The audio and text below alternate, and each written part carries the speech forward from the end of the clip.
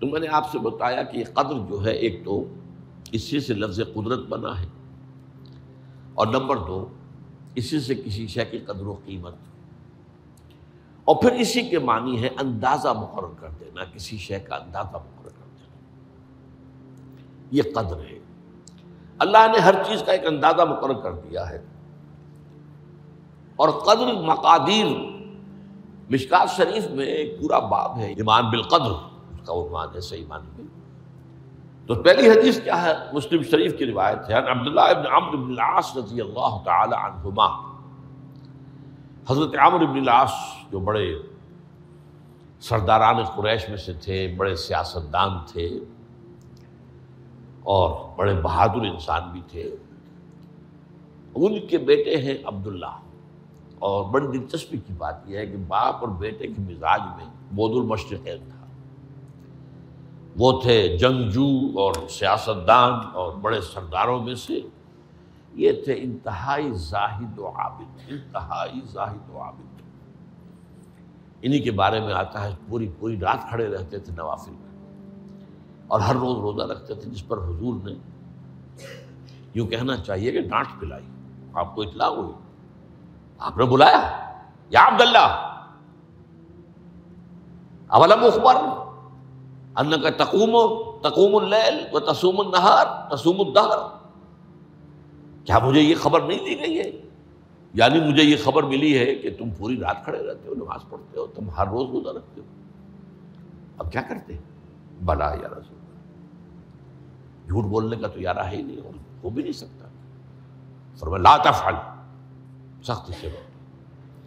وہ عبداللہ ابن عمرو ابن العاص رضی اللہ تعالیٰ عنہما اس کے راوی ہیں، قال قال رسول اللہ صلی اللہ علیہ وسلم کتب اللہ مقادیر الخلائق قبل ان یخلق السماوات والارض ب50,000 سنہ۔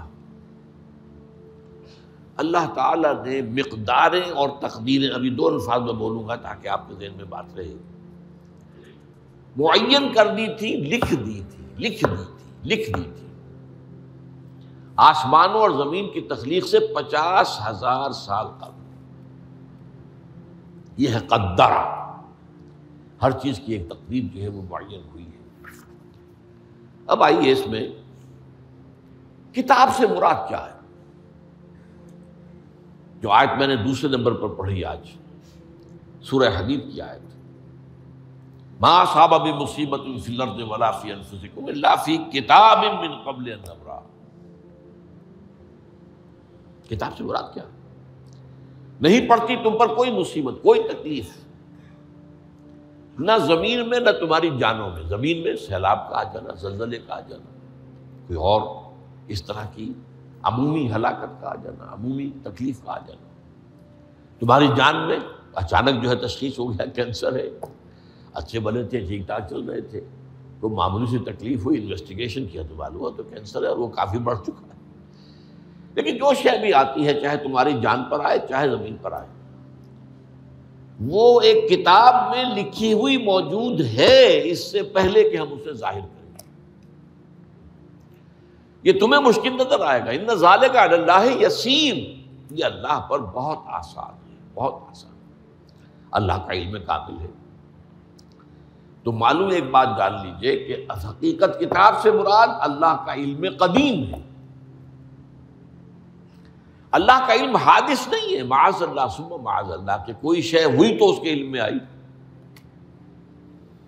یہ ہمارے ہاں بعض گمراہ فرقوں کا عقیدہ ہے، اسے بدع کہتے ہیں، کہ اللہ کے علم میں بدع بھی ہے، یعنی کسی واقعے کے ظہور کے بعد اس پر کسی شے کا منکشف ہونا، معاذ اللہ ثم معاذ اللہ۔ یہ شان خداوندی سے بہت بڑی ہے۔ وہ تو عالم ما کان و ما یکون ہے، جو بھی کچھ تھا اور رہا ہے آج تک ہمیشہ سے ہے، اور جو بھی کچھ ہوگا وہ سب اس کے علم میں آن واحد میں موجود ہے۔ آن واحد، یہ آن واحد کے لفظ کو اچھی طرح سمجھ لیجیے۔ مجھے سب سے پہلے تجربہ ہوا تھا، یہ سن میرا خیال ہے کہ 67-68 کی بات ہے، میں نے پہلا ہفائی سفر کیا تھا لاہور سے کراچی۔ اس وقت فوکر چلتا تھا، فوکر فرینڈ شپ، چھوٹا جہاز کے چڑیا والا، اور کرایہ 90 روپے تھا نائٹ کوچ کا۔ آج آپ تصور کیجیے. تو میں چونکہ مجھے جغرافی سے دلچسپی ہے اور فوکس زیادہ اونچا نہیں ہوتا، تو میں دیکھتا جا رہا تھا کھڑکی سے اس وقت ہم کہاں پہنچ گئے، اب کہاں پہنچ گئے. اب جو روشنیاں نظر آ رہی ہیں کس شہر کی ہیں؟ یہ اکاڑے کی آ گئی، یہ ساہیوال کی آ گئی، یہ آگے اور آگے آئی. ایک دم میں نے دیکھا کہ 3 شہروں کی روشنیاں بیک وقت دیکھ رہا ہوں. لودھرا، بہاولپور، سماسٹا.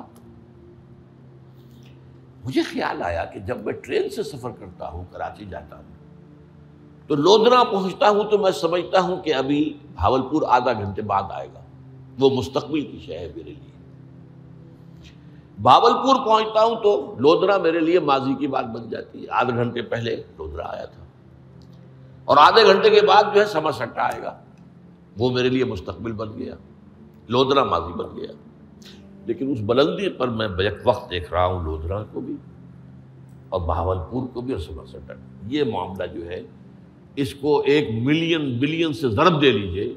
اللہ تعالیٰ اس بلند مقام سے دیکھ رہا ہے جہاں اس کے مشاہدے میں، اس کے علم میں ماضی اور مستقبل کا کوئی سوال ہی نہیں. آنے واحد، آنے واحد، آنے واحد. تو یہ در حقیقت کتاب جسے کہا گیا قرآن مجید میں بار بار بہت جگہوں پر آیا. تو یہ کتاب جو ہے در حقیقت اللہ تعالیٰ کا علم قدیم، اس میں سب کچھ موجود ہے، ہمیشہ سے موجود ہے، لکھا ہوا موجود ہے، اور کوئی غلط نہیں ہو سکتا. آگے چل کر گفتگو ہوگی اصل میں بعد میں کہ تقدیر کے جو عام عقیدے میں ہم تقدیر کہتے ہیں اس کے 2 پہلو ہیں.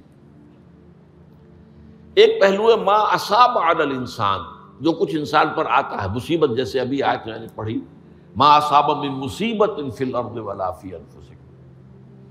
ہم ہر وقت زد میں ہیں، کوئی تکلیف آ گئی، کوئی مصیبت آ گئی، کوئی بیماری آ گئی، کوئی حادثہ ہو گیا، کوئی بچہ فوت ہو گیا، کوئی عزیز جو ہے وہ فوت ہو گیا. یہ ہر وقت حوادث ہے.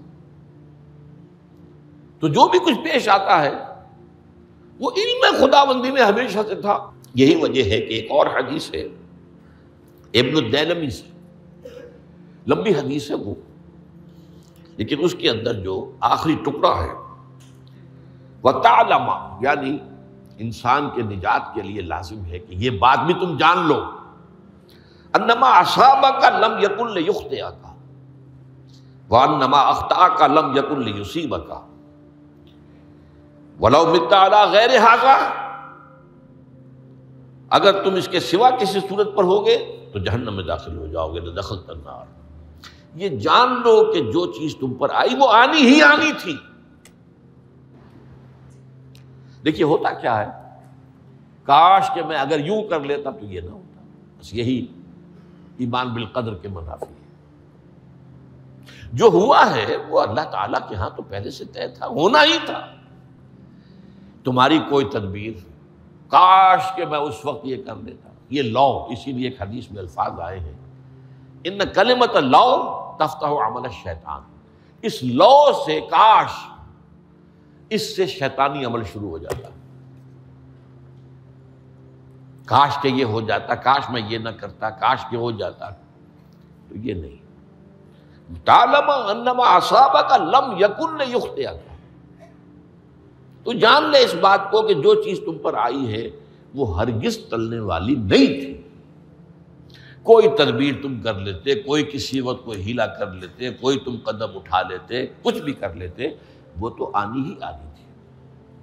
وما انما اخطاک، جو چیز تم سے چھوٹ گئی، رہ گئی، نہیں ملی.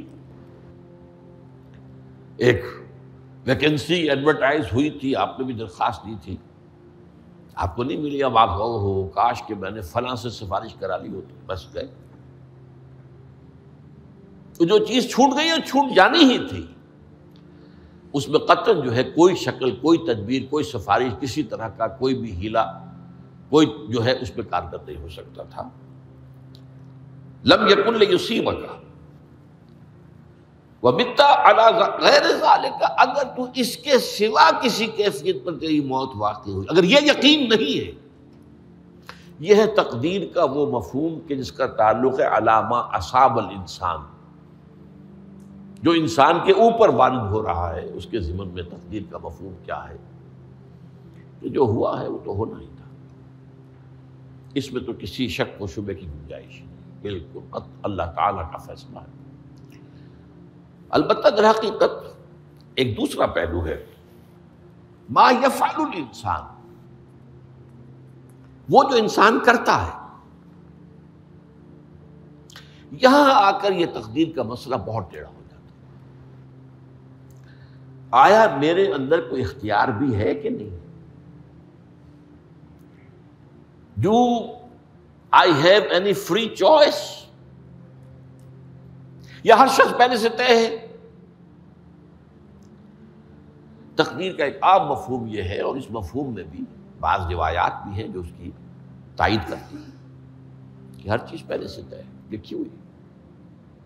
اور یہ جو حدیث ہم نے ابھی پڑھی ہے، یہ گویا کہ اس کی ایک مثال ہے کہ وہ جو لکھ دیا گیا تھا، فرشتے نے لکھ دیا تھا، رحم مادر میں لکھ دیا تھا، شقی اور سعید، یہ بدبخت ہے یا سعادت مند ہے۔ تو ایک شخص پوری عمر نیکی کے کام کرتا رہا، آخری وقت میں آ کر کوئی ایسا حادثہ پیش آ گیا کہ وہ اہل جہنم کے سے کام شروع کر دی اور جہنمی ہو گیا۔ یا ایک شخص ساری عمر جو ہے جہنمیوں کے سے کام کرتا رہا، آخری وقت میں آ کر کوئی ایسی توفیق ملی، کچھ ایسا معاملہ ہو گیا، توبہ کر لی اور اس نے جو ہے اہل جنت کے سے اعمال شروع کر دی، ضرورت ہو گئی۔ تو یہ جو ہے علامہ اصابک کا علیحدہ بات ہے، اور علامہ یفعل الانسان، انسان کیا کرتا ہے، اس میں اس کی قدرت کتنی ہے۔ اور یہ ہمارے ہاں فلسفے کا بڑا مشکل موضوع ہے، اسی کا نام ہے جبر و قدر۔ ہمارے اسلاف میں بھی کچھ لوگ ایسے ہیں متکلمین میں سے، دیکھیے ہمارے ہاں ایک وہ لوگ ہیں کہ جو اس پر قناعت کرتے ہیں کہ جو اللہ نے کہہ دیا اور رسول نے کہہ دیا، اس سے آگے ہم مین میخ نہیں نکالیں گے، وہ محفوظ راستے پر ہوتے ہیں۔ لیکن بہرحال انسان کو اللہ نے ایک عقل بھی دی ہے، اور یہ عقل سوالات اٹھاتی ہے، اور جو زیادہ ذہین انسان ہوتے ہیں ان کے اندر ان کی یہ مصیبت زیادہ ہوتی ہے، لہٰذا وہ تو سوچتے ہیں، کچھ نہ کچھ غور و فکر کرتے ہیں، بات سمجھنے کی کوشش کرتے ہیں۔ اس میں اب ہمارے ہاں دو طبقے ہو گئے، جبریہ قدریہ۔ ایک نقطہ نظر یہ ہے کہ انسان مجبور محض، کوئی اختیار نہیں، اور ایک یہ ہے کہ انسان قادر مطلق ہے، جو چاہتا ہے اپنے فیصلے میں مختار مطلق ہے، تو فیصلہ کرتا ہے۔ انہیں قدریہ کہتے ہیں۔ تو جبریہ اور قدریہ ان کی بحثیں ہمارے یہاں، یہ وہی تقدیر کا مسئلہ جو میں نے کہا تھا، بحثوں میں آ کر الجھ جائے، آج تک حل نہیں ہوا، حل ہو سکتا ہی نہیں۔ اب اس کے ضمن میں علامہ اقبال کا ایک شعر آپ کو سناتا ہوں، وہ بہت اچھا لگتا ہے، بہت خوبصورت لگتا ہے شعر ہونے کے اعتبار سے۔ تقدیر کے پابند جمادات و نباتات، مومن صرف اللہ کے احکام کا پابند۔ اس میں انسان سے پابندی کی نفی کر دی گئی ہے، وہ صرف پابند ہے اللہ کے احکام کا۔ نتیجے کے اعتبار سے تو جو یہ شعر کہہ رہا ہے جو بات، وہ صحیح ہے، پابندی اصل جو ہے وہ اللہ کے احکام کی ہے، لیکن یہ کہ تقدیر کی پابندی سے انسان بھی پوری طرح آزاد نہیں ہے۔ یہ سمجھ لینا کہ یہ جمادات و نباتات ہی کا معاملہ، یہ غلط ہے، یہ مبالغہ ہے۔ ظاہر بات ہے کہ شاعر جو ہے، شاعر مبالغے سے بچ نہیں سکتا، چاہے وہ علامہ اقبال ہی ہو، کوئی بھی ہو۔ تو اسی لیے سورہ شعراء کے اندر جو عام شعراء کی جو صفات بیان ہوئی ہیں وہ آپ کے ذہن میں آ گئی ہوگی۔ مبالغہ کرتے ہیں، فی کل واد یہیمون انہم یقولون ما لا یفعلون، وہ کہتے بھی وہ کچھ ہے جو کرتے نہیں ہیں، اور یہ بات تو علامہ اقبال پر بھی چشمہ ہوتی ہے۔ بہرحال یہ شعر ذرا پھر نوٹ کیجئے، تقدیر کے پابند جمادات و نباتات، مومن صرف اللہ کے احکام کا، کوئی بات صحیح نہیں۔ انسان بہت سے اعتبارات سے مجبور ہے۔ سب سے پہلے جو ہے انسان کے اندر ایک تقدیر نوعی ہے، نوع انسان۔ چھوٹی سی چڑیا اڑتی پھرتی ہے، انسان نہیں اڑ سکتا، آپ نے ٹھیک ہے مشین ایجاد کر لی، جہاز ایجاد کر لیا، آپ دوڑ رہے ہیں 500 آدمی اور سینکڑوں من سامان لے کر جو ہے وہ جا رہا ہے، 747 ہو یا 757 ہو، یہ کر لیا ٹھیک ہے، خود نہیں اڑ سکتے، اب کیا کریں گے آپ؟ یہ تقدیر نوعی ہے، اسپیشیز، ہر اسپیشیز کے لیے اللہ نے ایک اندازہ مقرر کر دیا ہے، اس اندازے ہی میں رہے گا، اس سے باہر نہیں جا سکتا۔ پھر ایک تقدیر شخصی ہے۔ اب دیکھیے تقدیر شخصی کیا ہے؟ بعض اوصاف و صفات ہمیں وراثتاً ملتے ہیں، وی ہیو نو چوائس۔ پہلے بھی یہ بات مانی جاتی تھی، آج جو ہے ذرا سائنٹیفک انداز میں ہم کہتے ہیں جینز میں چلا آ رہا ہے، اس جینز کو بدل سکتا ہے۔ جو جینز بھی آپ کو ملے اپنے والدین کی طرف سے، وہ آپ کی شخصیت کا ظاہر بات ہے کہ فیصلہ کن طرز پر اس کو ڈھال دیتے، جینز ہے، پابندی ہے۔ نمبر 2 یہ کہ خاص طور پر جو گھر کا ابتدائی ماحول ہوتا ہے، ماں کی گود اور ابتدائی گہوارہ گھر کا، اس کے جو اثرات مرتسم ہو جاتے ہیں شخصیت کے اوپر، وہ بھی بڑے مستقل ہوتے ہیں، پختہ ہوتے ہیں۔ ان دونوں چیزوں کو ضرب دے لیجئے، hereditary factors multiplied by environmental factors, اس سے مل کر ایک شے تیار ہوتی ہے جس کو قرآن کہتا ہے شاکلہ۔ قُلْ كُلٌّ يَعْمَلُ عَلَىٰ شَاكِلَتِهِ فَرَبُّكُمْ أَعْلَمُ بِمَنْ هُوَ أَهْدَىٰ سَبِيلًا، سورہ بنی اسرائیل۔ شاکلہ کسے کہتے ہیں؟ شاکلہ، شکل دینے والی شے۔ آپ کو لوہا ڈھالنا ہے، کوئی خاص پرزہ بنانا ہے، اس کا پہلے سانچہ بناتے ہیں ہم، لوہے کو پگھلا کے اس میں ڈالیں گے تو جیسا سانچہ ہوگا ویسا ہی لوہا جو ہے وہ شکل اختیار کرے، اسے شاکلہ کہتے ہیں۔ یہ شاکلہ جو ہے ہر انسان کا، اس سے باہر انسان نہیں جا سکتا، اس کے اندر سٹرگل ہوگی، اس کے اندر اس کی جد و جہد ہوگی، لیکن اس کا یہ مطلب نہیں ہے کہ اس کا کوئی فری چوائس نہیں۔ فری چوائس ہے، لیکن وہ فری چوائس انہی حدود کے اندر کام کرے گا، اس سے باہر نہیں۔ اس بات کو مختلف احادیث میں حضور نے بہت خوبصورتی سے بیان کیا۔ ایک حدیث بڑی اہم ہے، بڑی اہم ہے، الناس کالمعادن، انسانوں کی مثال بھی معدنیات کی سی ہے۔ اب سونے کی معدنیات میں سے سونے کی جو اور ہے، اب پتہ نہیں اردو میں مجھے معلوم نہیں اور کا ترجمہ کیا کرتے ہیں عام طور پر، لیکن جانتے ہیں اور وہ کچی دھات جس سے کو صاف کر دیتے ہیں تو پھر وہ دھات جو ہے خالص شکل میں سامنے آ جاتی ہے۔ سونے کی اور سے سونا بنے گا، چاندی کی اور سے چاندی بنے گی، سونا تو نہیں بن سکتا، جتنا چاہے صاف کر لیں، وہ اور تو مستقل ہے۔ الناس کالمعادن خیارکم فی الجاہلیت خیارکم فی الاسلام، جو تم میں جاہلیت کے دور میں، پری اسلامک دور میں جو بہترین تھے، وہی اسلام میں آ کر بہترین ہوئے۔ وہ اور سونے کی تھی، وہ صاف ہو گئی ہے، اور سونا جو ہے وہ نکھر کر خالص سونا بن کر آ گیا ہے، اسلام نے صاف کر دیا۔ وہ چاندی کی اور تھی، اسلام نے اس کو صاف کر دیا ہے، وہ نکھر کر چمکتا ہوا جو ہے وہ چاندی بن گئی۔ لیکن یہ کہ اذا فقہوا، البتہ پھر اس میں ایک اضافہ کیا حضور نے، جبکہ ان کے اندر دین کا فہم داخل ہو جائے، تو یہ کہ جو بہترین پہلے تھے وہی بہترین اب ہوں گے۔ اسلام لانے سے پہلے بھی بہترین ابو بکر تھے، اسلام لانے کے بعد بھی بہترین ابو بکر۔ حضور پر وحی سے پہلے بھی بہترین خاتون خدیجۃ الکبریٰ تھی، ایمان لانے کے بعد بھی بہترین خاتون خدیجۃ الکبریٰ۔ اور دوسری حدیث سنیے، عن ابی الدرداء رضی اللہ تعالی عنہ قال بینما نحن عند رسول اللہ صلی اللہ علیہ وسلم، اسی حال میں کہ ہم ایک روز ہم حضور کے پاس تھے، نتناکرون ما یکون، اور ہم ذرا سوچ رہے تھے کیا کیا کچھ پیش آنے والا ہے دنیا میں. اذ قال رسول اللہ صلی اللہ علیہ وسلم، جبکہ حضور نے ہم سے ایک بات کہی، بڑی غور سے سنیے. اذا سمعتم بجبل انزال عن مکانہ فصدقوہ، اگر تم یہ سنو کہ کوئی پہاڑ اپنی جگہ سے ٹل گیا تو مان لینا. وَإِذَا سَمِعْتُمْ بِرَجُلٍ تَغَيَّرَ عَنْ خَلْقِهِ فَلَا تُصَدِّقُوهُ، اور اگر تم سنو کہ کوئی شخص جو ہے وہ اپنی سرشت سے، اپنی جبلت سے بدل گیا تو کبھی نہ مانو.